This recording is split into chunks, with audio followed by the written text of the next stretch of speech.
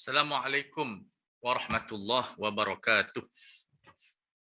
Bismillahirrahmanirrahim. Alhamdulillah rabbil alamin wassalatu wassalamu ala sayyidil mursalin wa ala alihi wa sahbihi ajma'in, amma ba'd. Alhamdulillah, terima kasih Tuan Guru Haji Rashid.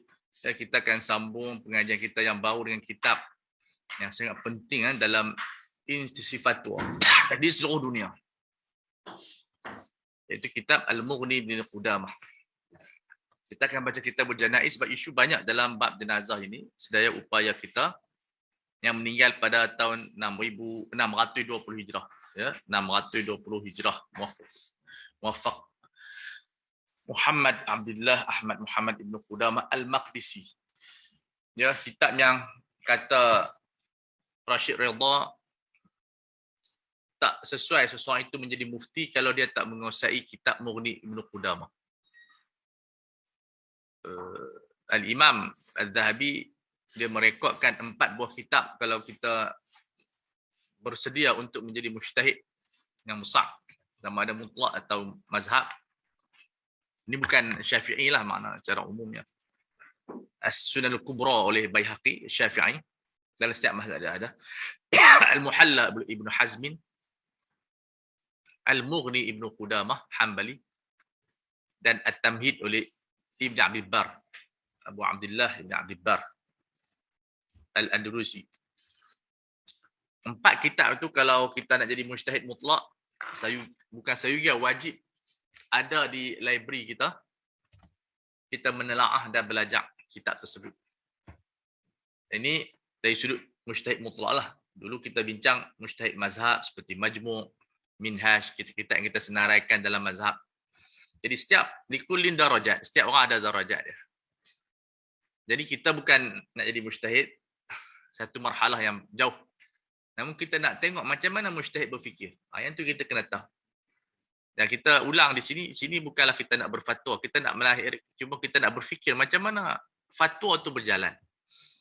Sebab fatwa ifta adalah satu peringkat yang lain, latihan, dan juga adalah ikhtiar daripada Tuhan kita. Kebolehan dan kemampuan fatwa ni dia berlainan. Adapun yang berlaku sekarang ni, isu-isu ustaz, semua tak melibatkan fatwa, itu hanya pandangan kitab. Pandangan kitab tak boleh kita namakan fatwa sebab dia menghikayatkan kitab.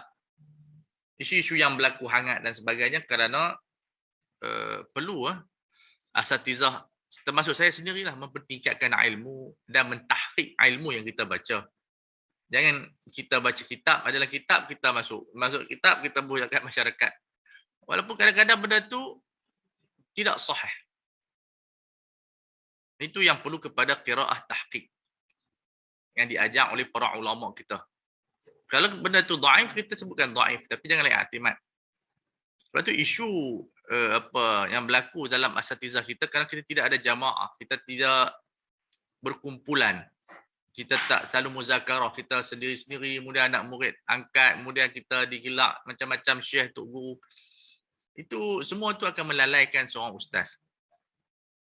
Kita kena tawaduk dalam belajar ilmu dan sentiasa berhubung dengan ulama, mujalasah ulama, dan berpegang kepada manhaj. Dan meraih budaya. Dan kita elakkan daripada pergaduhan. Dan tahqiq kitab nisbah. Dan elakkan daripada melabel. Kerana kita tak mahu masyarakat keliru dengan isu-isu yang tafih.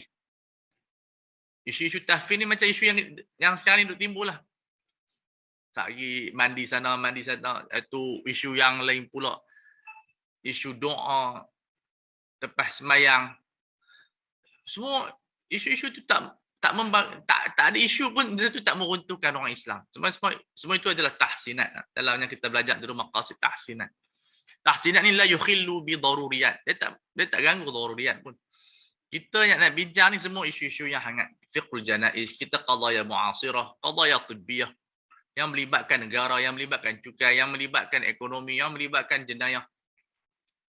Itu yang sepatutnya kita guru takmir fokus membina akliyah ilmiah, membina pemikiran ilmu yang membina masyarakat.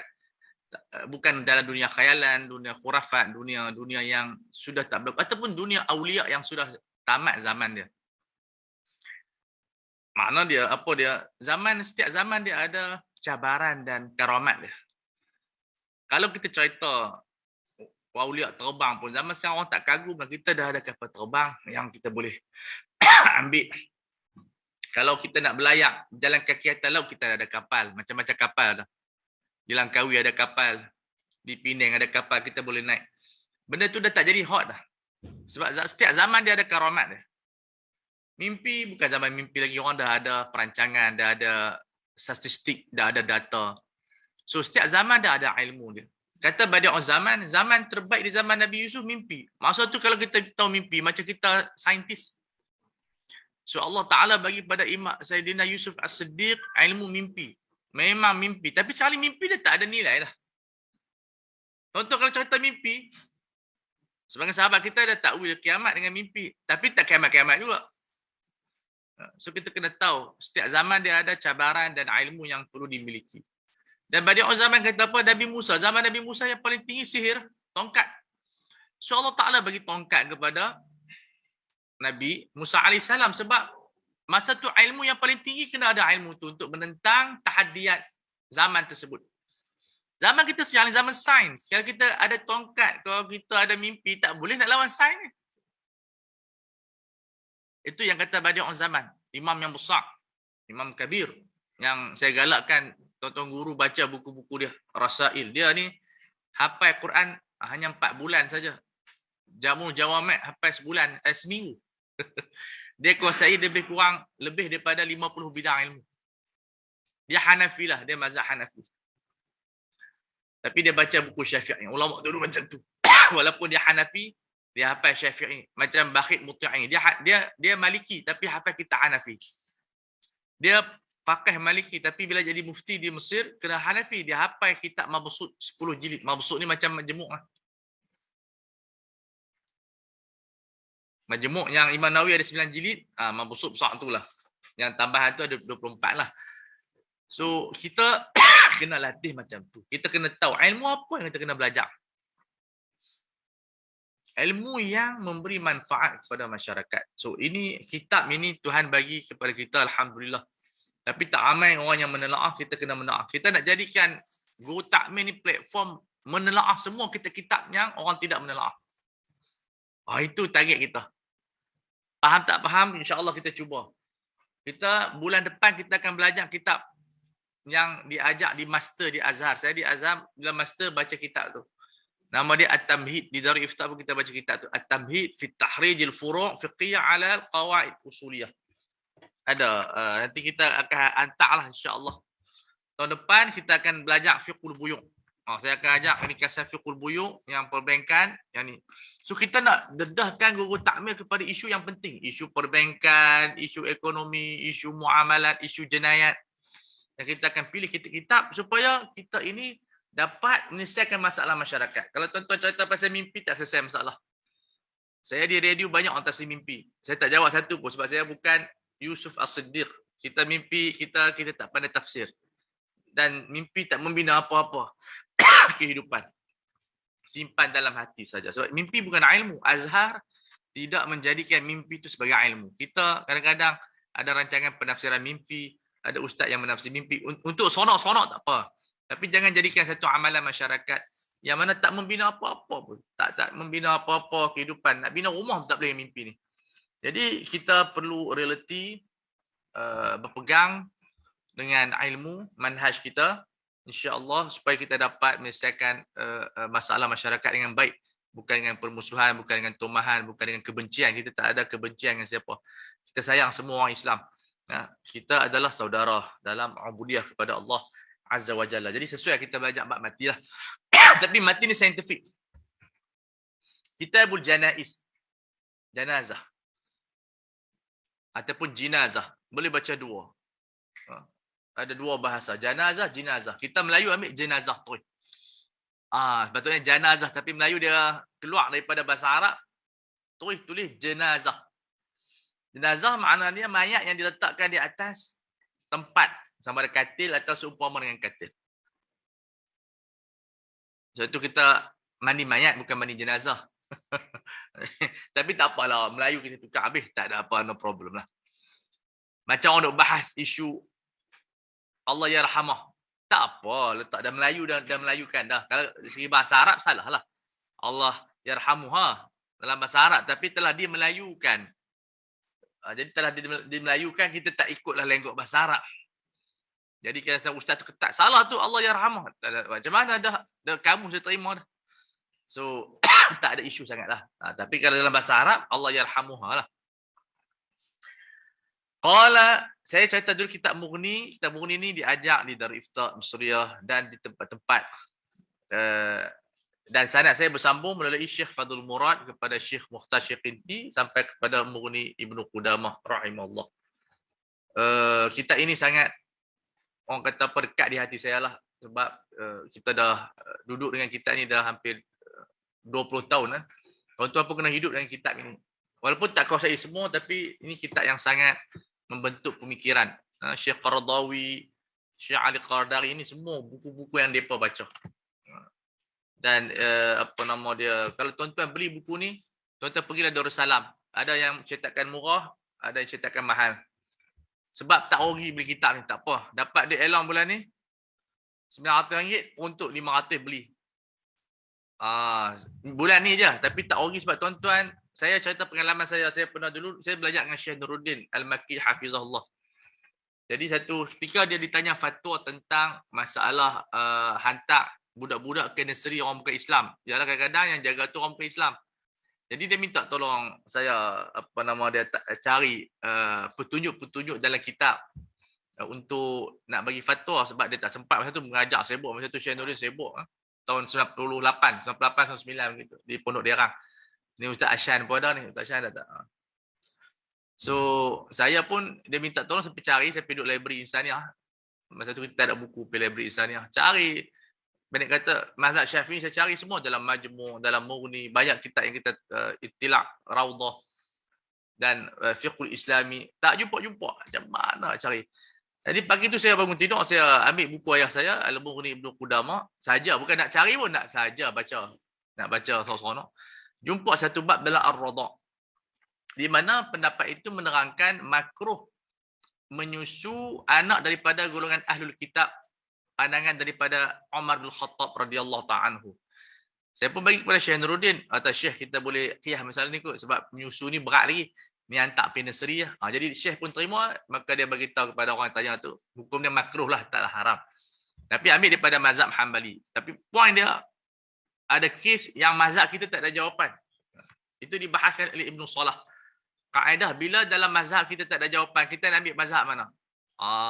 Ada yang ambil mazhab Maliki, Imam Nawawi dia ada pendapat, tak ada dalam mazhab, dia ambil pendapat Hasan Al-Basri rahimahullah dalam beberapa kes dalam bab taharah dalam Majmu'.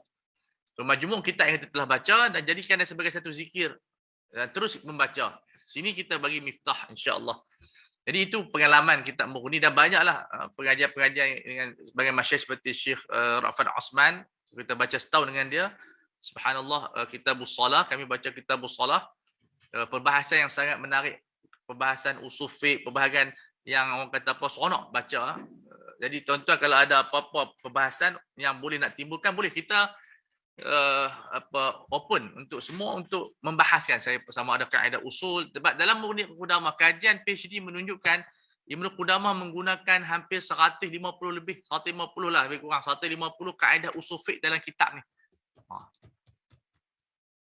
Dalam kitab Al-Mughni Ibnu Qudamah ni ada lebih kurang 150 kaedah usul fiqh. Syekh Hafiz ada PhD 2 jilid. Kaji buku ni je. Saya pun nak kaji kat buku Majmu' nak tengok berapa banyak kaedah usul fiqh dalam Majmu', tapi tak habis lagi lah. Mudah-mudahan tak tahulah. Kalau jumpa kita boleh keluarkan perbahasan tersebut. Berapa kaedah usul fiqh yang disebut oleh Imam Nawawi dalam kitab Majmu'. Kita nak bongkar, kita nak menelaah, kita tak boleh tulis macam Majmu'. Cuma kita nak faham Majmu' dan kita keluarkan. Dan ini yang perlu ada dalam guru takmir, semangat untuk kita menggali buku-buku ulama. Fatwa serah pada ahli fatwa. Kita jangan sibukkan dengan fatwa lagi, kita sibukkan dengan tadris, tafkir. InsyaAllah ada waktunya kita ada kemahiran, kita berlatih, insyaAllah ada kemampuan untuk iftar. Jadi himmah kita bukan untuk fatwa. Itu mukadimah tentang kitab, dan penulisnya ada seorang mujtahid di dalam mazhab Hambali. Jadi kitab usul fiqh dan nama Radatun Nadhir, ringkasan daripada Al-Mustasfa. Ada syarahnya daripada ulama moden, Dr. Abdul Karim Namlah. Nama dia Syarhu Rawdah, lebih kurang 8 jilid besar. Dia syarah seorang ulama usul di Saudi. Walaupun dia salafi, tapi dia agak mu'tadil, walaupun ada pandangan dia yang kita tak setuju, tapi tak setuju tu benda yang normal. Tapi kitab dia sangat bagus. Banyak kitab usul sufi dia, Al-Fiqhul Muqaran, yang bagus untuk dijadikan rujukan untuk membaca kitab-kitab turas. Jadi Rawdatul Nadhir itu dalam 200 muka surat je, ringkas, sebab dia ringkasan daripada Mustasfa. Ada pandangan yang dia bersetuju dengan Imam Ghazali, ada yang tak bersetuju. Imam Ghazali ni, kitab dia adalah pilihan kepada semua ulama. Semua ulama belajar kitab dia. Sama dia tu Hanafi, sama dia tu Maliki, ataupun dia tu Hambali. Sebab usul fiqh ni, bapa dia semua daripada mazhab Syafi'i. Allah Ta'ala takdirkan macam tu. InsyaAllah. Semua mazhab akan kaji mazhab Syafi'i. Sebab Imam Syafi'i yang tinggalkan. Nak buat macam mana? Jadi, ulama Hanafi, Bakhit Muti'i, dia syarah kitab usul fiqh Syafi'i. Hasyah kepada Nihayatus Sul. 4 jilid. Besar. Imam ada kitab nama dia An-Nuqud war-Ruqud. An-Nuqud war-Rudud. Kritikan demi kritikan. Syarah kepada Mukhtasar Ibnu Hajib Maliki. Dia Hanafi. Syarah kepada Maliki. Maliki ringkas daripada Syafi'i. So, kebanyakan usul fiqh ini tak akan terlepas daripada usul fiqh Syafi'i. Bukan ta'asuban. Nanti kita baca kitab Tamhid, kita akan tahu. Bukan ta'asub. Tapi memang Allah Ta'ala bagi macam tu kepada ulama usul. Dan satu kitab lagi, nama dia Al-Imam Ibnu Aqil rahimahullah, seorang ulama Hambali yang bertaraf mujtahid, menulis hampir 800 buah kitab. 800 buah kitab. Ada kitab usul fiqhnya 8 jilid. Muqaddimah dia kata apa? Al-Imam Syafi'i Abul Usul wa Ummu. Gitu. Ni bukan orang Syafi'i kata, orang Hambali kata. Imam Syafi'i ini bapa dan mak usul fiqh. So, kalau kita nak mendalami usul fiqh, penutupnya kena baca risalah. So, kalau kita tak pernah baca risalah, sukar kita nak tahu asal usul fiqh, cara fikir usul fiqh, dan buku-buku yang kita telah terangkan pada pengajian pada awal tahun lepas dalam bidang usul fiqh. Tapi ala kulli hal, insya-Allah, man sara 'ala darbi wasal. Kita mesti berusaha untuk faham bagaimana ulama berfikir, dan akhirnya bila kita kongsi usul fiqh, kita akan hormat semua mazhab. Mazhab Hambali, mazhab Hanafi, mazhab Syafi'i, mazhab Ibnu Hazm, mazhab Imami, mazhab Ibadi. Mazhab yang begitu banyak, kita akan faham bagaimana seorang ulama itu berfikir. Satu mazhab menjadikan kita mampu berfikir. Kemudian kita dah kuasai satu mazhab, kita akan banyak lagi baca kitab-kitab yang lain sehingga kita mampu berkhidmat kepada masyarakat untuk yang terbaik. Bukan untuk kita nak bina grup, bukan kita nak bina anak murid, bukan kita nak bina jemaah kita. Awasi daripada pemikiran begitu. Kita bawa orang kepada Islam, bawa orang kepada Allah, bawa orang kepada syariat. Bukan untuk naikkan nama kita, kemudian kita ada pengikut, kita bangga dengan pada jemaah itu, merosakkan seseorang. Kita seperti kata Imam Syafi'i, kita mahu ilmu ini dikongsi oleh semua orang. Dan seorang pun tak berterima kasih kepada kita. Itu yang kita inginkan. Tak ada di sana istilah pengikut si fulan atau si fulan. Kita hanyalah mengikut manhaj ilmu. InsyaAllah. Qala yustahabbu lil insan dhikrul maut wal isti'dad lahu. Kita kenalah ingat mati selalu dan persediaan untuk mati. Fa innahu ta'fa li ta'lil li'annahu ruwiya 'ani Nabi sallallahu alaihi wasallam ruwiyan siyatat tamrid. Tetapi dalam kitab fiqh kadang-kadang depa tak pelihara manhaj muhaddisin ni. Kadang-kadang sebab ruwiya ni siyatat tamrid menunjukkan kepada hadis itu hadis dhaif. Tetapi hadis ini tidaklah dia lemah. Sebab itu kadang-kadang Imam Nawawi pun dia kadang-kadang dah tulis dalam kitab fiqh. Ma'arif alul hadis, tapi kadang-kadang tu tertulis ruwiya juga. Jadi kita dalam kitab fiqh dia tak macam baca kitab hadis yang beriltizam dengan manhaj alul hadis. Jadi warurwi an Nabi sallallahu alaihi wasallam annahu qala akthiru min dhikri hadhimil ladzat Banyakkan sebut pemotong kelazatan itu matilah. Fama dzukira fi kathirin illa qallalah. Kalau kita sebut banyak, dia melainkan dia akan mengecilkan hawa semangat kita dalam duniawi. Tapi itu dalaman. Dunia kita kena kerja kuat. Tapi hati kita tak pulun sangat.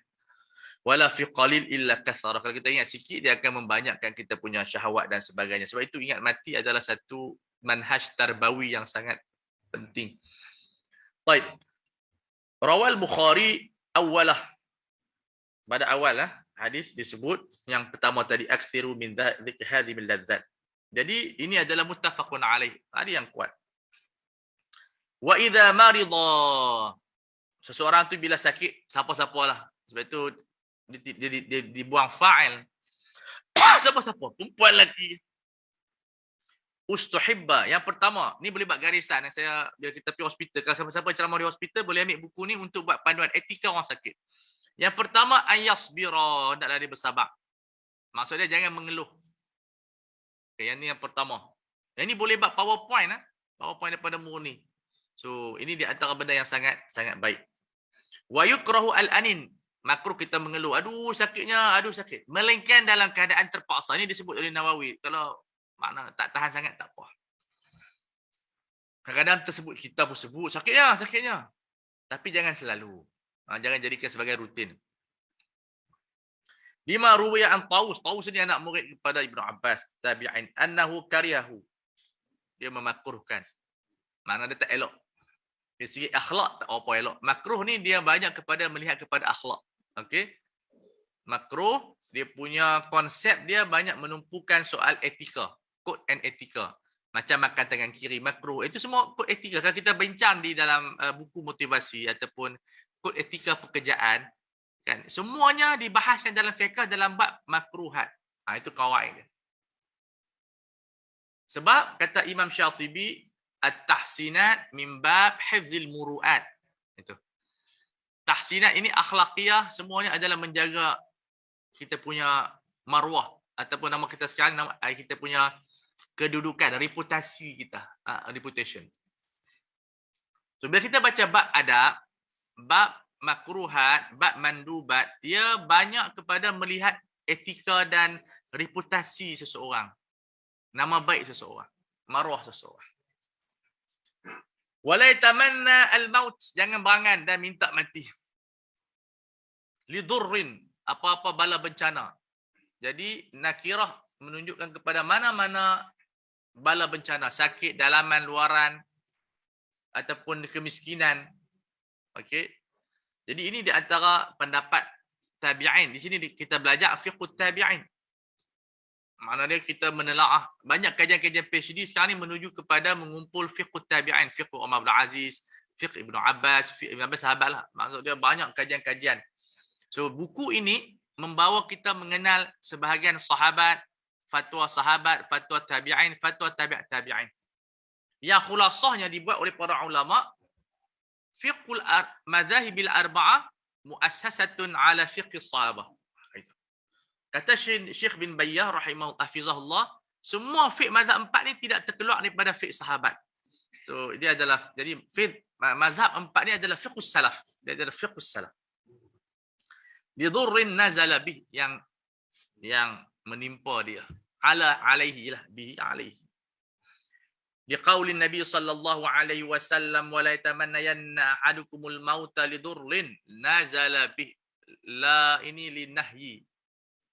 Yufidu tahrim. Al-aslu an-nabawi adalah an-nahyu itu adalah pengharaman. So tidak boleh kita mengangankan. Lintasan tak apa ni kita dah sebut nak mati.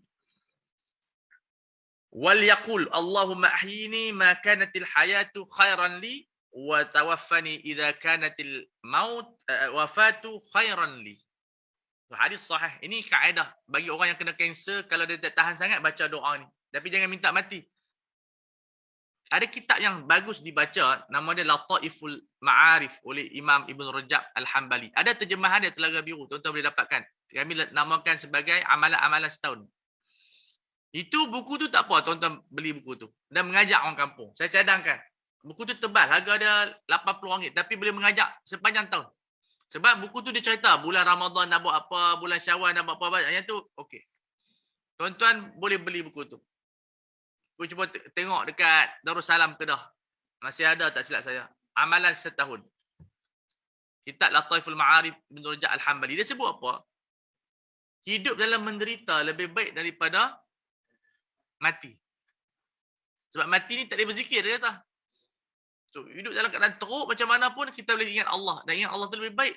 Wala dzikrullahi akbar. Bila mati, orang mati tak boleh berzikir lah. So, kita elak daripada menyebut nak mati kerana sakit. Kalau nak mati kerana syahid dan sebagainya, itu diharuskan. Wa qala Tirmizi hadha hadithun hasanun sahih. Dan siapa-siapa yang kalau yang berminat untuk belajar fiqhul hadis, ini di antara kitab yang terbaik Sunan Tirmizi yang dikarang oleh Imam Abu Isa At-Tirmizi rahimahullah. Ada 5 jilid dan syarahnya Tuhfatul Ahwazi ada 14 jilid ataupun Ariyatul Ahwazi oleh Ibnu Arabi Maliki ada lebih kurang 14 jilid juga. Jadi kita boleh menelaah. Kalau tak mau beli, tengok PDF. Jadi kita baca dan melihat syarah. Jadi bila kita nak baca satu syarah hadis ahkam tu, kita tengok satu persatu.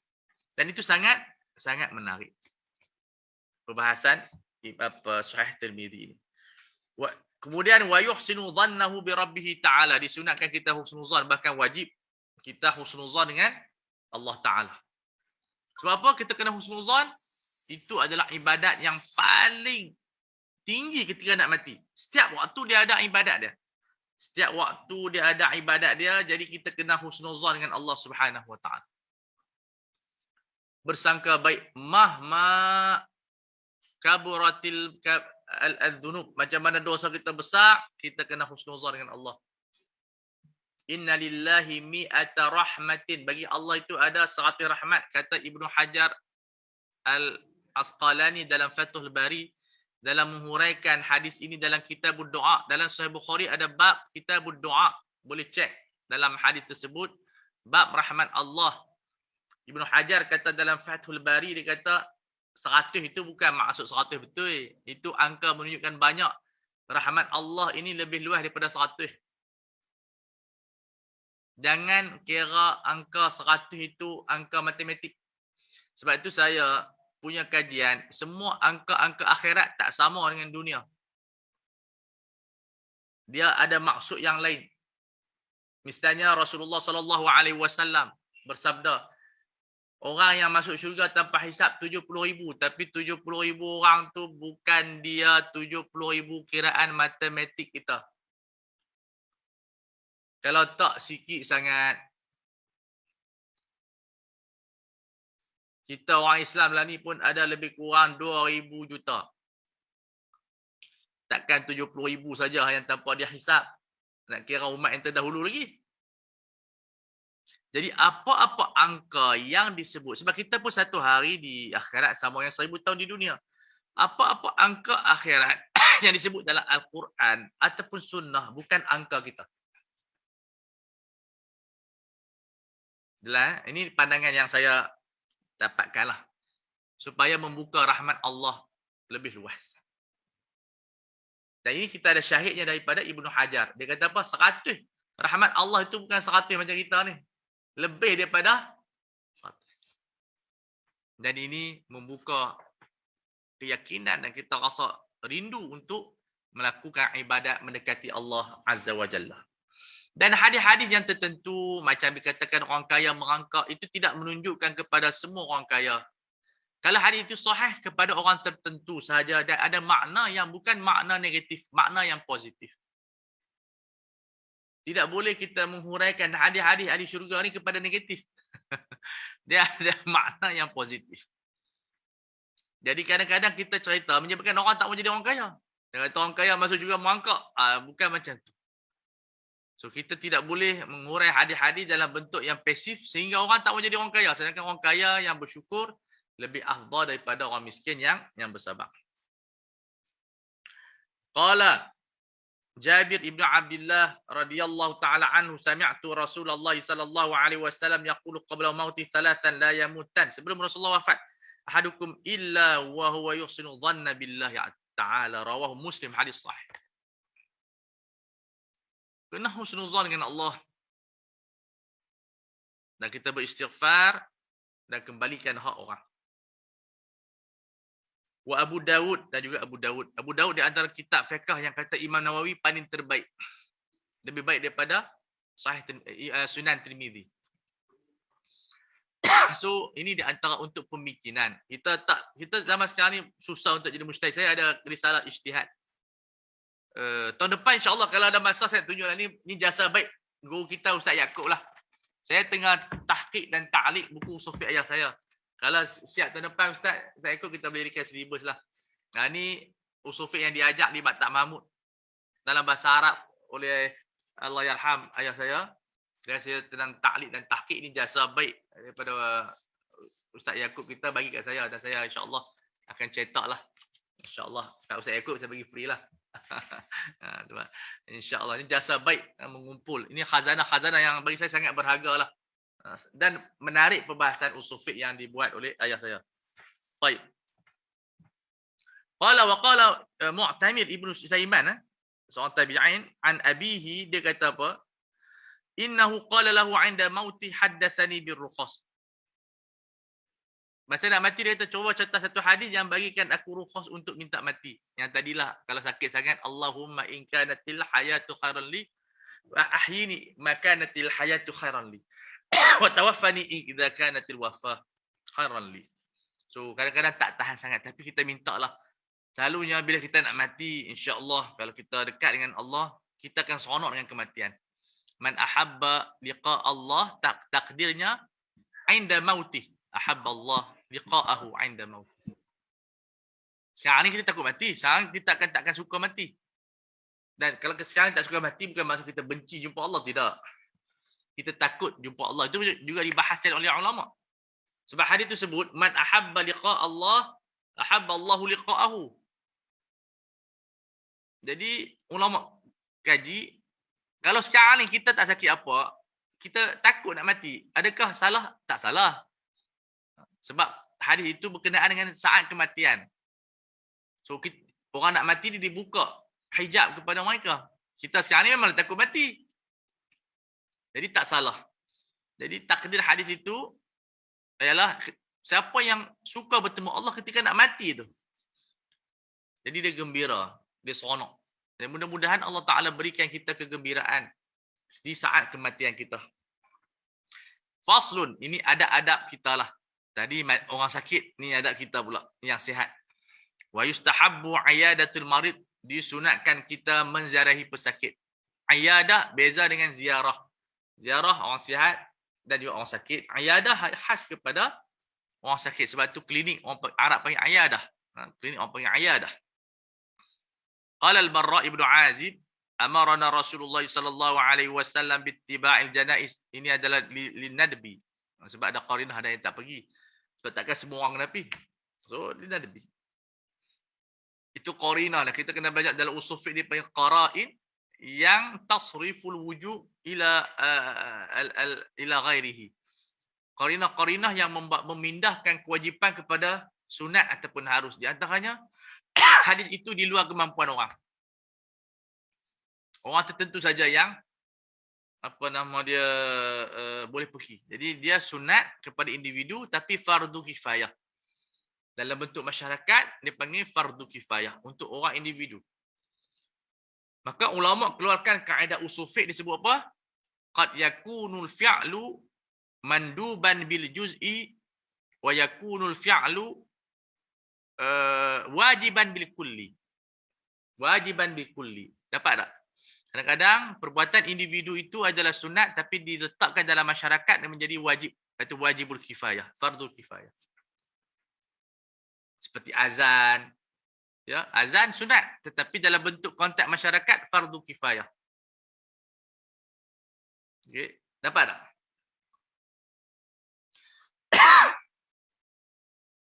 Dapat eh? Baik. Wa iyadatil marid rawahu al-Bukhari wa Muslim. Ini semua dalam kitab adab ataupun kitab raqaid, kitab akhlak. Wa an Ali radhiyallahu taala anhu anna an-nabiy sallallahu alaihi wasallam qala ma min rajulin ya'udu maridan mumsian. Tak ada orang lelaki ataupun perempuan. Sebutan lelaki min babi taghlib. Bayangkan dalam ahkam syariah idza dzukira rajul Apabila disebut lelaki apa dakhala an-nisa dhimnan, makna dia orang perempuan masuk secara dhimni. Sebab apa? Lelaki ni dia ada asas kepada taklif. So disebut secara mimbabi taglib, tapi tak dikecualikan orang perempuan. Orang perempuan pun boleh ziarah dengan izin suami ataupun dalam keadaan yang beradab. Di waktu petang, mumsian ini bayan lil waqi' bukan lil qaidi. Bukan syarat dia pergi petang tapi bayan waqi'. Selalunya kita ziarah waktu yang sesuai waktu petang. Jadi tak adalah diikat dengan pagi. Ini dipanggil dibayan waqi' bukan lil qaidi. Illa kharaja ma'u 70,000 malakin. 70,000 malaikat keluar bersama dengan dia yastaghfiruna lahu hatta yusbih, sampai ke pagi dia minta ampun. Jadi fadilat orang jadi doktor, fadilat orang jadi nurse inilah. Dia bukan setakat ziarah, dia merawat 70,000 orang malaikat bersama dengan dia. Ini yang dipanggil kepercayaan rohani. Yakin. Beriman dengan ghaib. Tapi kita tak nampak lah. Boleh nampak tak? Tak mustahil. Tetapi jangan, payah nak nampak. Malaikat dia makhluk lain. Dia nampak kita, kita tak nampak dia.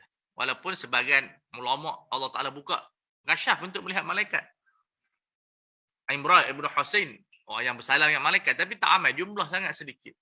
Biar dia menjadi rahsia. Kalau jadi buka hari-hari tak jadi special pula. Jadi ada benda yang biar dia gaib supaya dia menjadi special. Wa kana lahu kharifun fil jannah, dia ada satu tempat yang dalam syurga. Ya. Qala Tirmizi hadha hadithun hasanun gharib. Hasan tetapi gharib. Gharib maksud dia perawi dia satu je jaluran dia. Wa qul gharibun ma rawa rawin faqat. Perawi dia satu. Gharib. Tapi dia hasan. Maksud dia perawi dia semua satu, kemudian mempunyai kriteria yang makbul, yang diluluskan. Tapi kalau siapa nak tengok perawi dia, boleh buka Sunan Tirmizi. Siapa perawi dia? Kalau siapa rajin boleh klik, tengok siapa perawi dia. Boleh tengok kitab Janaiz dan sebagainya. Wa idza dakhala 'ala al-marid da'a lahu. Apa yang terbaik kita buat? Bila jumpa pesakit, kita berdoa, Ya Allah, Allah midil ba'sa, anhul ba'sa. Ya Allah, sembuhkan penyakit daripada dia. Washfihi shifaan la yughadiru saqama. Jadi kita doa. Kemudian waraqahu, kalau kita ada doa, kita jampi sikit. Paling kurang baca Fatihah. Ini adab yang kita masukkan dalam hospital. Tak apa doktor, baca Fatihah. Di samping kita merawat, dia ada sentimen dalaman. Sentimen dalaman ni penting untuk kita dekatkan sesuatu itu kepada Allah Azza wa Jalla. Wa qala Thabitun li Anasin, ya Aba Hamzah, daripada Anas, kunyah dia panggil ya. Ishtakaitu, aku sakit. Jadi kita boleh mengadu kepada orang yang kita rasa boleh jampi kita, aku sakit. Sakit tak boleh letak kat FB ya, tak boleh letak kat ni. Nanti orang tahu kita ni sakit. Kita bagi tahu pada orang tertentu. Qala Anasun afala urqika bi ruqyati Rasulillah. Nak tak aku jampi dengan ruqyah Rasulullah sallallahu alaihi wasallam. Ini kita boleh ambil ni hadis sahih. Qala bala. Anak boleh, siapa tak boleh pula? Ada orang dia cerita betul tak betul tak tahulah, dia nak buat pusat ruqyah tapi dia buat pusat ruqayyah. Betul. Jadi kena jaga elok-elok lah.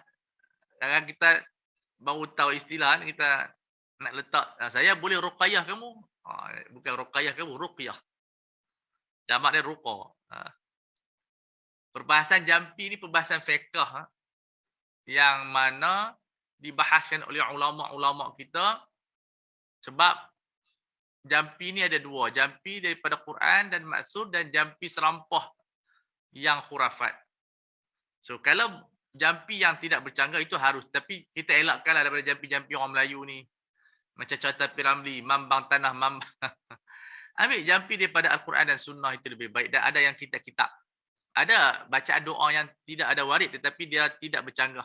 Macam doa basuh gigi. Dalam Iqna' sebut Allahumma bayit asnani. Itu tidak ada hadis tapi bolehlah baca, sebab apa? Doa tu tak bercanggah. Ya Allah, Tuhan, putihkan gigi aku. Washdud lisani. Kuatkan lidahku. Sebab kita bila gosok gigi, tuan-tuan perasan bila kita gosok gigi, kita kena gosok dua-dua, gigi dengan lidah. Saintifik dan juga fiqh begitu.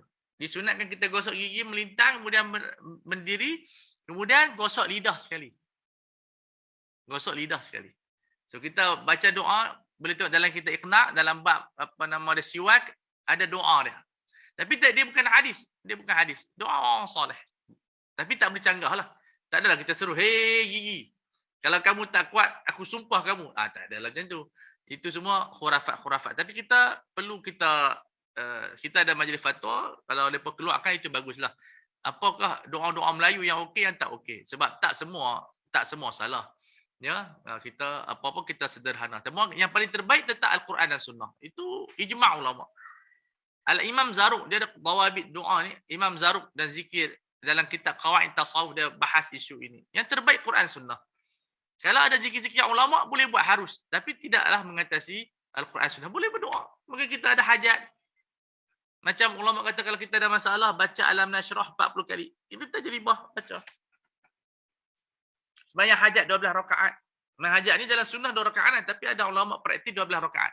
Kita buat 12 rakaat. Tak ada masalah. Cuma kita tak ada kata sunnah Rasulullah tu 12 rakaat, kita buat 12. Yasir 'alan nas. Tapi konsep kita cuba permudahkan manusia selagi mana tidak bercanggah dengan ijma', syariah dan sebagainya. Cuma beza dia, yang ni afdal, yang ni kurang afdal. Jadi tak ada isu dari segi afdal atau tidak afdal. Baik. Allahumma Rabban nas mudhibal ba'sa ishfi anta syafi shifaan la yadhiru saqama. Ini semua boleh jadi pakar perubatan. Jumpa orang yang Sayyidina Maryam boleh hafal ni. Allahumma Rabban nas. Kemudian mudhibal ba'si ishfi anta syafi shifaan la yadhiru saqama. Dapat tak? Shifaan la yaghadiru saqama. Syifa berbeza dengan ilaj. Ilaj rawatan yang kadang-kadang sembuh, ada lagi kesan sampingan. Mana penyakit tu masih ada. Syifa sembuhan yang tak meninggalkan apa-apa sakit. Itu la yaghadiru saqama. Sebab itu takbir Quran dia tak menyembuhkan penyakit jantung, tapi dia membantu kita untuk kekuatan dalaman. Tapi kalau ada mizan karamat, bolehlah. Kalau karamat, orang tu karamat, dia boleh sembuh lah. Tapi mizan adat, Al-Quran tidak boleh menyembuh penyakit. Itu kita kena faham. So, orang-orang yang dekat dengan Allah, yang dia jampi, Tuhan makbul. Itu dipanggil, kena bezakan mizan karamat dengan mizan adat. So, kadang-kadang orang tu jampi Quran, orang tu sembuh. Itu mizan dia karamat. Mana dia, walaupun dia tidak wali, tapi Tuhan tolong dia. Tapi mizan adat, sama ada dia jampi tak jampi, ikut dia punya dia punya orang kata sikun dia, turutan dia, boleh sembuh insya-Allah walaupun dia tak baca basmalah. Itu mizan adat.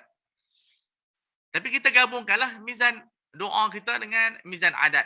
Ada barakat, ada nilai ubudiyah dia. Sebab itu dalam sains kena masukkan unsur ini. Segi dunia alam dia boleh sembuh tanpa ada zikir.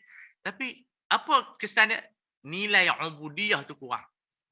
Sebab kita orang Islam, qul inna salati wa nusuki wa mahyaya wa mamati lillahi rabbil alamin. Itu yang kita nak. Mati hidup kita lillah. So, kita nak bagi tahu kepada saintis, kepada doktor, memang jampi kami tak menyembuhkan pada zatnya. Sebab ini mizan karamat. Kalau Allah nak sembuhkan, Allah boleh sembuh, tak ada masalah. Tapi ini dia panggil nilai ubudiyah. Macam mana keadaan kami hebat, tak hebat, ada ilmu, tak ada ilmu, kebergantungan kepada Allah itu. Itu asas kami. Namun Allah Ta'ala mengarahkan kita berikhtiar untuk kita merawat sebagai satu kehidupan di dunia. Sebagai khalifah. Khalifah interaksi dia tak macam malaikat.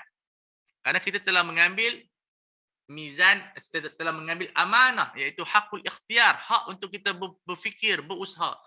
Inna aradna al-amanah. Amanah di situ sebagai ulama kata taklif, tapi di antara makna yang lain adalah hakul ikhtiar. Iaitu hak kita nak memilih, nak sihat ke nak sakit, nak fikir ke tak mau fikir. So itu adalah amanah. Malaikat tak ada amanah ni, malaikat tak ada hakul ikhtiar. Malaikat rokok sampai kiamat. Malaikat sujud sampai kiamat, berzikir, bertasbih di arasy. Wa taral malaikata hafina min haulil arsy yusabbihuna bihamdi rabb. Sampai bila-bila. Itu sebab mereka tidak ada ikhtiar. Kita ada ikhtiar. Maya-maya malat. Tidak. Baca Quran 2 minit. Tidak. Sebab kita ada ikhtiar yang inna arad al-amanah itu. Malaikat tak ada. Apa makhluk tak ada. Kita saja yang Tuhan bagi, hang nak buat ibadat ikut hang tak mau sudah. Faman syaa'a falyu'min wa man syaa'a falyakfur. Ini yang membezakan kita dengan Jabariyah dan sebagainya, Qadariyah yang bergantung. Qadariyah ni macam saintis lah, semua kita. Jadi kita menggabungkan nilai mizan ubudiyah dengan mizan ikhtiyar. Maka kita akan berusaha dalam masa yang sama kita berdoa dengan doa ini. Jadi semua orang boleh berdoa sebab sunat. Allahumma rabbal nas mudhibal ba'si ishfi anta syafi shifaan la yughadiru saqama. Tak disyaratkan soleh tak soleh, baca aja, tapi mustajab Allah Taala saja yang mengetahui. Warawa Abu Sa'id qala ata Jibrilun Nabiyya sallallahu alaihi wasallam faqala ya Muhammad ishtakaita, kamu sakit ke? Ini istifham litakrir. Jibril tahu saja tanya macam kita tengok orang sakit. Sakit ke? Ada tahu dah sakit dah. Dipanggil istifham takriri. Saja nak tanya aja. Maksud dia nak memperkasa. Kita tahu dia sakit tapi nak tanya lagi. Sakit ke? Lapar ke? Tidur ke? Kamu tengah tidur. Tidur apa tu? Tidur lah tu. Jadi kalau orang yang betul benda, amboi hang. Peli aku Bukan peli. Itu panggilan manja, melawak. Duk baca buku ke? Memang duk baca buku. Itu panggilan-panggilan manja. Panggilan-panggilan orang yang rapat. Panggilan-panggilan kasih sayang. Istakai itu kamu sakit ke? Qala na'am, aku sakit. Qala bismillah urqika min kulli syai'in yu'dhika min syarri kulli nafsin wa 'ainin hasidatin Allahu yashfika. Ini doa Jibril. Kita boleh hafal. Pak ni pakai jadi bomo habis lah. Muslim. Lepas ni kita ada berapa dalam grup kita ni. Keluar-keluaran siapa boleh panggil. Kita ada doa-doa dah ni. Wa qala Abu Zur'ah, seorang ulama hadis yang besar, kila hadaini haditsaini sahih. Hadis sahih. Syekh Ashraf. Inta duk balai polis. Jampi-jampi lega terus.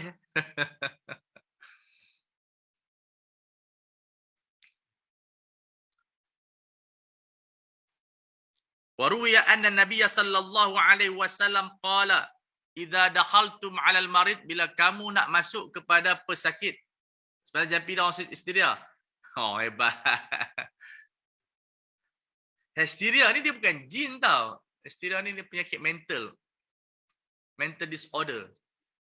Saya ada kajian saya buat dengan guru saya, Profesor Dr. Marjan. Kajian tu sepatutnya kami bentang di Jeddah, Majma' Fiqhi, tapi tak sempat dia edit. Jadi kita siap dah. Tapi insya-Allah kami duk plan nak terjemah. Di antara yang bantu Ustaz Fido Haq lah, kita ada 4 orang. Kita buat penyakit mental dalam bahasa Arab lah. Al-maradun nafsi wa atharu fiqh jinai. Penyakit mental dan kesan dia ke dalam jenayah. So kita buat kajian banyak penyakit mental ni dalam WHO. Termasuklah Mughayan dan sebagainya, dekat berbelah-belah penyakit mental ni. Di antara hysteria. Dia bukan jin lah. Dan apa, alhamdulillah kita dah siap dah. Cuma kita tak tankah, tahqiq dan tarjah. Sebab sepatutnya paper tu kita bentang di Majma' Fiqh Islami untuk dijadikan dhawabit. Jadi saya sebagai pembantu pengkaji, kita dah siap dah lebih kurang dekat 60 bukan soal Ustaz Fidah. So insya-Allah kalau ada masa kami akan terjemahkan balik untuk manfaat. Sebab sekarang ni mental disorder kes yang sangat berat lah. Apa nama dia, bunuh diri dah ada 1000 lebih. Orang Melayu, Islam 60%. Dan daripada 60% tu orang lelaki yang ramai bunuh diri. Ingat orang perempuan. Orang lelaki ramai lagi. Yang baru ni pun terjun Jambatan Pulau Pinang, tak tahu. Dia satu depress, satu hutang banyak. Dia hutang banyak. Itulah masalah. Sebab tu kita kena ada majlis ilmu. Kena duduk dengan para salihin. Wa mas'adatu illa bijudusihum. Tidak ada kebahagiaan melainkan duduk dengan orang-orang soleh. Jadi orang soleh ni orang tua-tua kita lah. Anak muda ni payah jadi orang soleh. Saat dia soleh, saat dia tak soleh. Cari macam bayar Ustaz Yaakob. Mereka ni dah tak fikir dunia dah. Kita ni Ustaz Ashraf fikir macam-macam lagi. Fikir kereta, fikir macam-macam. So sembahyang pun tak khusyuk. Sebab tu Rasulullah kata dalam hadis dhaif, dia sebut apa? Al-barakah ma'a akabirikum. Berkat ni bersama orang tua-tua 65 tahun ke atas. Orang tua-tua ni dalam istilah fiqh 65 tahun ke atas lah. Syuyukh, dia panggil syaikhuqah. Jadi orang muda ni dia macam-macam. Ini nampak warak, esok dia jadi rak. Lepas tu jadi lain pula. Tahun ni pakai kepiah, esok pakai topi. Jadi belum mencapai hati yang khusyuk. Lepas tu kalau kita semayang, ambil yang agak senior sikit. Sebab hutang pun dah tak banyak. Masalah pun tak banyak. Dia semayang tu lebih akhsyak. Ambil orang muda, siap-siap takbir, fikir, alamak, aku ni hutang ni tak bayar. Saya nak pergi kedai yang ni. Jadi sebab itu semayang ni kita ambil yang asan. Yang lebih senior. Tapi janganlah senior sangat sampai dia baca Fatihah pun tak faham lah. Sedang-sedang lah. Ni suara pun tak dengar jadi imam lagi lah. Yang tu dah makruh. Baik. Wa ruwiya anna Nabiy sallallahu alaihi wasallam qala idza dakhaltum 'ala al-marid fanaffisu lahu fil ajal. Bagilah harapan dia dalam umur. Jangan kata habislah hang ni. Jangan meluk kasar. Jangan meluk kasar. Bagi harapan kepada dia. Fa innahu la yaruddu min qada'i syai'an. Tak ada siapa pun boleh tolak takdir Allah. Kalau mati-matilah. Tapi kita nak bagi hati tenang. Wa innahu yutayyibu nafsal marid. Nak bagi hati seronok. Ini dalam kita belajar kod etika pesakit yang dipanggil sebagai akhlaqut tabib, akhlak seorang doktor. Jangan mematikan harapan pesakit. Dia kena bagi orang kata apa harapan lah. Ini melawak kasar. Aku tengok hang tak lama dah. Janganlah macam tu. Ada orang jadi melawak kasar. So kita kena bagi harapan sebab yutayyibu nafsal marid. Insya-Allah Allah Taala ampunkan. Semangat tinggi insya-Allah. Jadi seronok sikit. Tengok kalau ikut pengalaman tak lama dah ni. Sebab itu bila dalam kod etika pesakit dan doktor, bila nak bagi seorang patient tu tahu tentang kanser dan sebagainya, dia kena bagi tahu dalam keadaan yang paling terbaik. Kalau tak mampu bagi tahu kat suami dia. Biar suami dia terang. Ada saya doktor kerah, kamu ni teruk jangan betul lagi. Patient tu kena marah. Ada, bukan kita ada. Itu doktor stres. Itu pun doktor stres sebenarnya. Nak salahkan dia pun stres. Kerja banyak sangat. Sebab tu saya suka mencadang pada kerajaan. Selalu pergi ceramah hospital, pergi kerajaan KKM tengok balik waktu kerja doktor.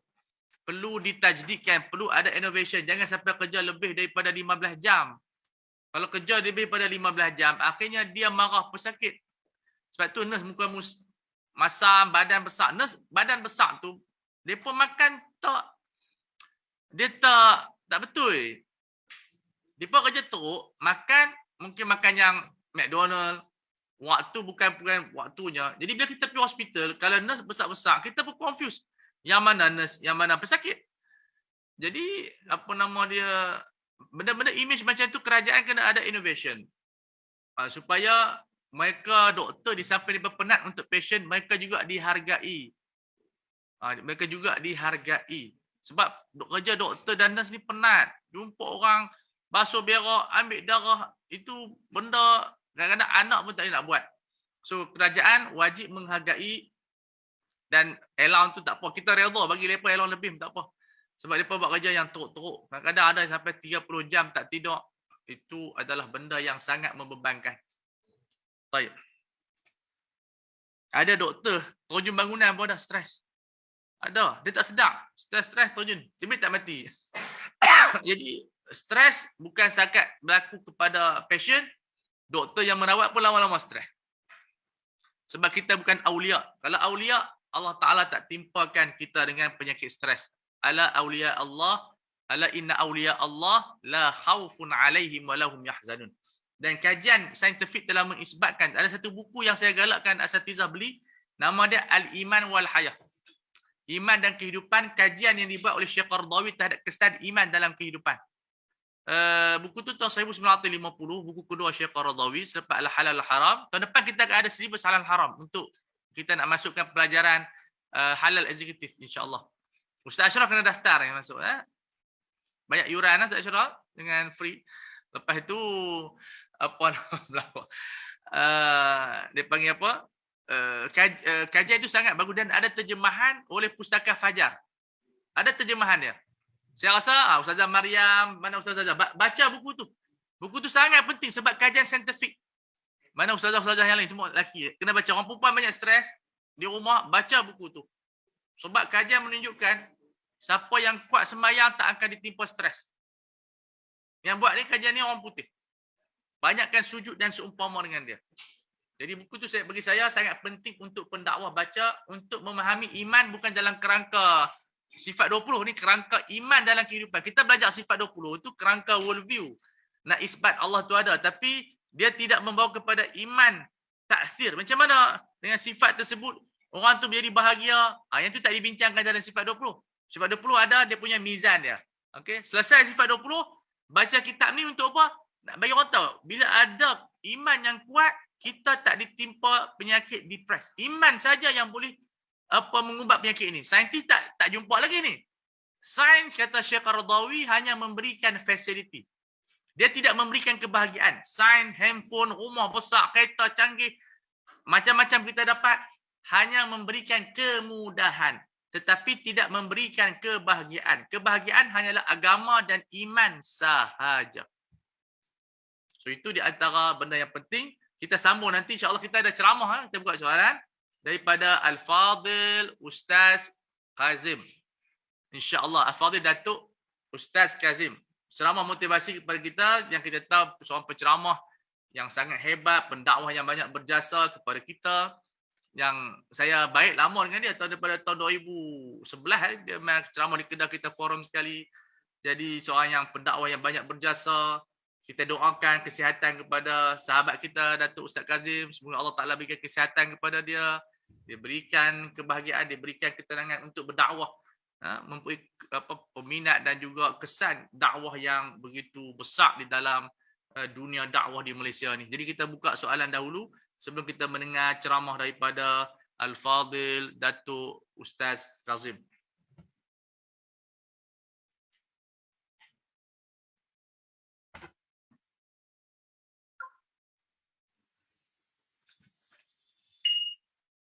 Silakan kepada semua tuan-tuan guru untuk cerita Abang Mati tak ada soalan tu.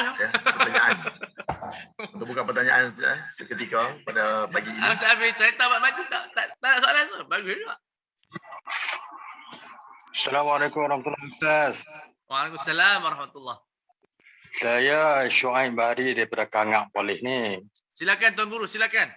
Nak tanya satu pandangan Ustaz lah berkenaan dengan sifat 20 ni. Ya. Adakah sifat 20 tu termasuk apa ni yang wajib kita belajar ke untuk mentauhidkan diri kepada Allah ataupun macam mana Ustaz? Al-Imam Ghazali dalam kitabnya Al-Iqtisad fi Al-I'tiqad telah membahaskan itu adalah ilmu fardu kifayah. Ya, penting untuk mutakhassis, untuk guru-guru, tapi untuk awam cukup dengan kefahaman mengenal Allah. Tak ada kewajipan apa pun, tak kiralah tauhid asma wa sifat ke apa, tak ada wajib apa pun. Wajib dia bersifat fardu kifayah kepada ulama, kepada pelajar untuk nak faham world view. Sama ada sifat 20 atau 13, ma'ani dan juga ma'nawiyah. Tapi yang penting kata ulama kita, dia faham qul huwallahu ahad pun dah jelas. Ini adalah akidah Asy'ariyah. Kalau kenal Allah melalui qul huwallahu ahad pun dah sah. Boleh sambung lagi Ustaz sikit lagi. Kalau kenal Tuhan melalui qul huwallahu ahad pun dah iman dia kuat dah. Itu semua akademik. Itu semua akademik. Assalamualaikum Ustaz. Ya. Saya sambung sikit soalan Ustaz ni. Boleh tak? Boleh, silakan. Ni ada pada kita ni orang kampung kan, biasalah orang kampung-kampung. Apa pandangan Ustaz? Ada guru-guru yang mengajak daripada kalangan-kalangan orang tua lah kan? Dia kata barang siapa yang tak mengenalkan sifat 20, maka tak sahlah perbuatan solat dia di sisi Allah. Wallahu ta'ala a'lam. Tak betul. Dia Asy'ariyah ini, dia memperkenalkan 20 itu adalah untuk kefahaman yang tinggi kepada para ulama dan para pelajar. Untuk orang awam semua Asy'ariyah kata tak wajib. Tapi dia kena tahulah sifat-sifat itu secara am. Allah itu satu, tidak mempunyai anak. Sebab dalam qul huwallahu ahad tu dah ada sifat 20 dah. Okey? Sebab tu kita namakan akidah qul huwallahu ahad. Ini disebutkan oleh ulama Asy'ariyah. Jadi kita tak nak bebankan masyarakat. Jadi di situ Imam Ghazali kata fardu kifayah. Makna orang awam ni kenal Allah itu esa. Qul huwallahu ahad, Allahus samad. Allah tempat bergantung. Lam yalid wa lam yulad. Allah tidak ada anak, wa lam yakul lahu kufuwan ahad. Mukhalafatul hawadis. So mukhalafatul hawadis itu masuk dalam wa lam yakul lahu kufuwan ahad. So kalau 4 sifat ni kita dah faham, dah cukup dah sebagai Islam, sembahyang kita sempurna. Sebab aqidatul awam yang lebih selamat. Semua itu adalah jadali. So bagi mereka yang belajar buku Asy'ariyah, kita tahu yang mana fardu kifayah, yang mana fardu ain. Fardu ain maksud dia tahu Allah itu esa, tak ada Tuhan sekutu bagi Allah, tidak ada anak dan tidak bercanggah dengan semua sifat makhluk. Apa maksud sifat makhluk? Allah itu tidak duduk, Allah itu tidak ada tangan, Allah begitu. Itu disebut dalam pembahasan akidah, dalam pembahasan dalam, masuk dalam tahfidz dan sebagainya. Kita jangan sibukkan masyarakat dengan isu mutasyabihat, ori masa. Cukup kita menyebutkan Allah tidak sama dengan makhluk. Selesai masalah. Alhamdulillah. Terima kasih Ustaz. Jazakallah khairan. Baik. Boleh baca kitab Imam Ghazali ya, Iljamul Awam. Sangat bagus. Ataupun Al-Iqtisad fil Umur I'tiqad. Tapi ajak orang, student yang boleh faham, ajak ulama, itu okey. Sebab kita nak lawan dengan golongan-golongan pemikir seperti liberal. Walaupun benda ni tak ada kaitan, tapi dia mengasah cara berfikir, worldview. Saya belajar buku Asy'ariyah, kita belajar Al-Mawaqif, kita belajar Jarh Tauhid, kita belajar Kharidah, kita baca buku Nasafi, dan banyak buku-buku yang penting dalam Asy'ariyah seperti Syarhul Maqasid. Walaupun tak mendalami secara mendalam, tetapi kita belajar dengan masyayikh. Cukup untuk kita tahu Allah Ta'ala itu Tuhan dan tidak sama dengan makhluk. Cukup. Selesai masalah. Ya, bila datang, tapi alhamdulillah tak ada kejahilan. Allah Ta'ala ni sangat mudah dikenali. Tidak ada kesusahan untuk mengenal Allah Azza wa Jalla. Wa la yasihhu fil adhani syai'un idza tahyanahu ila dalili. Ya. Yang bagus banyak tasawuf. Saya galakkan daripada kita sibukkan masyarakat bergaduh sekarang ni kan, isu ni. Belajar hikam, tasawuf. Tasawuf lebih baik. Lebih kita pada hubbanillah. Tasawuf itu lebih mengelak daripada perpecahan umat Islam. Sebab tasawuf ini adalah hubban, syauqan, mahabbatan, qurbatan. Jadi apa nama dia, bagi mereka yang ada iskaliah boleh belajar sifat 20 ataupun dia panggil ilmu kalam. Ilmu kalam. Saya belajar dengan seorang ulama. Dia dianggap sebagai Asy'ariyah. Abul Ilmi Kalam, nama dia Dr. Hasan Asy-Syafi'i hafizahullah. Dia tu ajak mawaqif di Al-Azhar. Begitu dia ada pesan untuk orang awam, jangan sibukkan sangat. Jangan sibukkan dengan tauhid asma wa sifat semua. Itu nama apa sibuk benda tu. Allah Ta'ala ni lebih terang daripada cahaya matahari.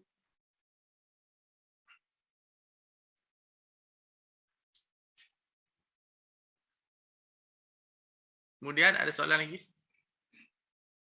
Tapi okey, kalau guru takmir nak mengajar, ajak cara tasawuf.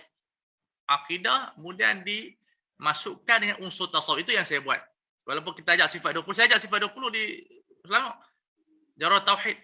Tapi kita masukkan elemen-elemen sains dan juga tasawuf. Supaya orang yakin dan cinta kepada Allah Azza wa Jalla. Seterusnya.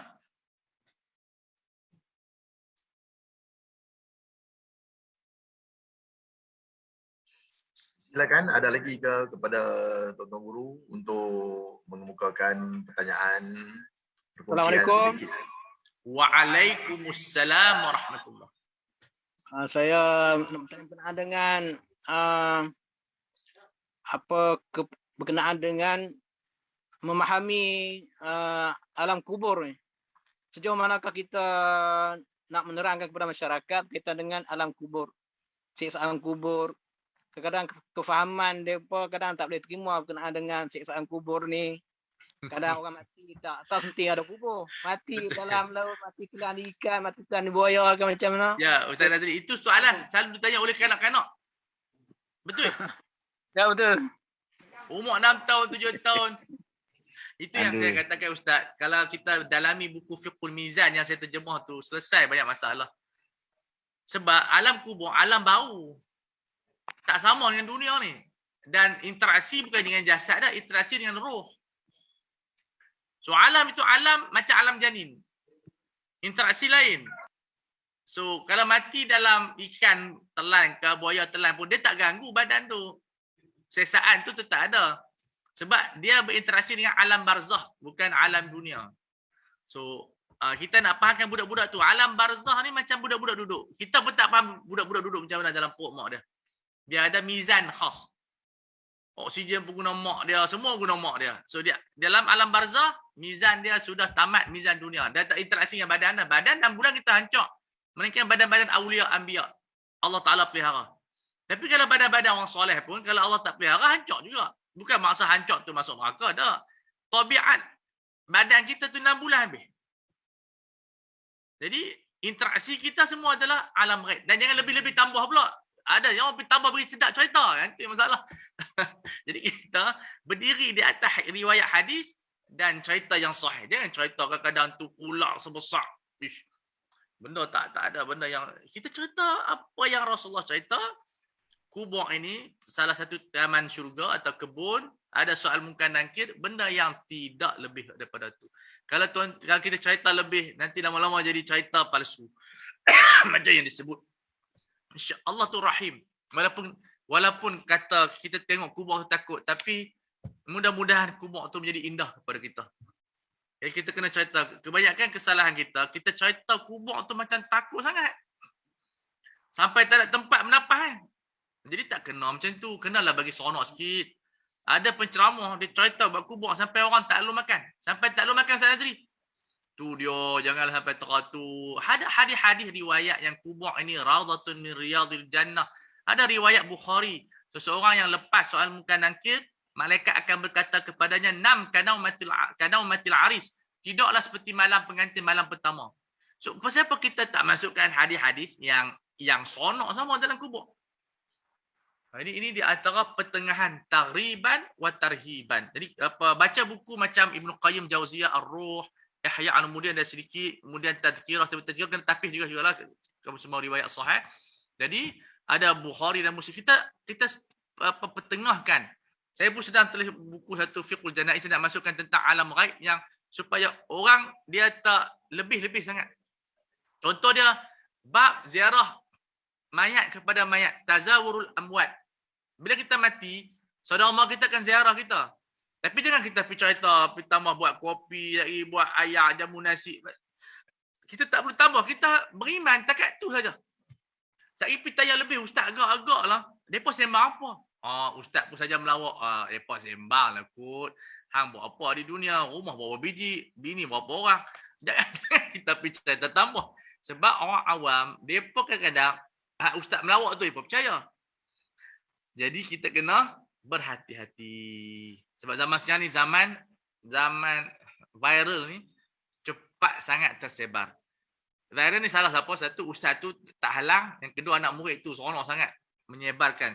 Sebab kadang-kadang majlis macam ni, kalau kita tak jaga, hak kita melawak tu orang pegang, maka jadi pegangan. Jadi kita yang tanggung. Sebab apa? Setiap percakapan kita ada mas'uliyah, ada tanggungjawab. Masa dah habis dah. Kita akan bersama dengan Al-Fadhil Datuk Ustaz Kazim untuk mengambil semangat motivasi. InsyaAllah sama-sama kita mendengar ceramah beliau. Kita sambung nanti. Wallahu a'lam. Terima kasih kepada Maulana Tuan Guru Ustaz Mat Fawaz